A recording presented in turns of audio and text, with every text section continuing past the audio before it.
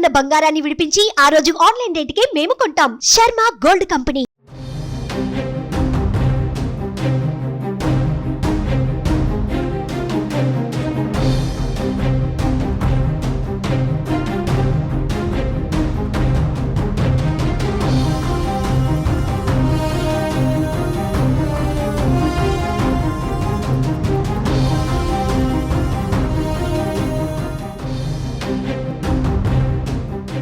ఏపీలోని కూటమి ప్రభుత్వం ఈ ఏడాది ప్రారంభం నుంచి పెండింగ్ బిల్లుల చెల్లింపు పైన ఫోకస్ పెట్టింది. వివిధ వర్గాలకు గత ప్రభుత్వం పెండింగ్ పెట్టిన బిల్లులను ప్రణాళికాబద్ధంగా ప్రభుత్వం జమ చేస్తుంది. ఈ క్రమంలోనే అమరావతి రైతులకు చంద్రబాబు ప్రభుత్వం శుభవార్త చెప్పింది.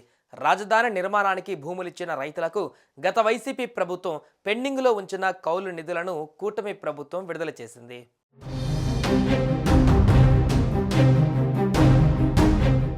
నవ్యాంధ్ర అభివృద్ధి ధ్యేయంగా రాజధాని కోసం భూములు త్యాగం చేశారు అమరావతి ప్రాంత రైతులు. అధికారంలోకి రాగానే వైసీపీ ప్రభుత్వం పెండింగ్లో ఉంచిన కౌలు నిధులను సంక్రాంతి పర్వదినం సందర్భంగా రైతుల బ్యాంకు ఖాతాలలో జమ చేసింది. కొందరికి సోమవారం నుంచే డబ్బు ఖాతాలో జమ కావడంతో వారి ఆనందానికి అవధులు లేవు. ఇక బ్యాంకులకు కూడా ఈ మేరకు ప్రభుత్వం నుంచి నిధులు బదిలీ కావడంతో రైతుల ఖాతాలలో వరుసగా జమ చేస్తున్నారు.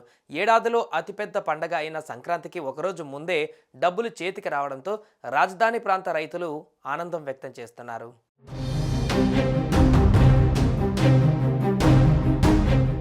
రాజధాని పరిధిలో పింఛన్లు కౌలు మొత్తాలు చెల్లించేందుకు పురపాలక పట్టణాభివృద్ధి శాఖ 255 కోట్ల నిధులు విడుదల చేస్తూ ఉత్తర్వులు జారీ చేసింది. ఇందులో వైసీపీ ప్రభుత్వం పెండింగ్లో ఉంచిన కౌలు మొత్తంతో పాటు ఈ ఏడాది కౌలు కూడా ఉంది. ఈ రెండు మొత్తాలని కలిపి రైతుల ఖాతాలలో జమ చేస్తున్నారు. అదే సమయంలో రాజధానిలో భూమి లేని నిరుపేదలకు చెల్లించే పెన్షన్లు కూడా సంక్రాంతి కానుకగా వారి ఖాతాల్లో జమ చేస్తున్నారు. దీంతో రాజధాని రైతులలో హర్షాతిరేకాలు వ్యక్తమవుతున్నాయి. త్వరలో రాజధాని నిర్మాణ పనులు పునఃప్రారంభం కానున్న నేపథ్యంలో కౌలు పెన్షన్ల విడుదల వారితో సంతోషం రెట్టింపు చేసింది.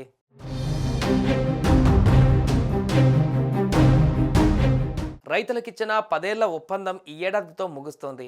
అయితే వచ్చే ఎన్నికలలో టీడీపీ గెలిస్తే మరో 5 ఏళ్ల పాటు వార్షిక కౌలు చెల్లించాలని చంద్రబాబు నాయుడు ప్రకటించారు.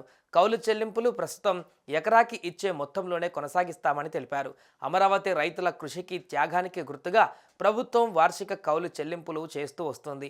ఈ సంక్రాంతి సందర్భంగా డబ్బులు ముందుగా ఖాతాలలోకి జమ కావడం రైతుల పండుగ ఆనందాన్ని రెట్టింపు చేసింది.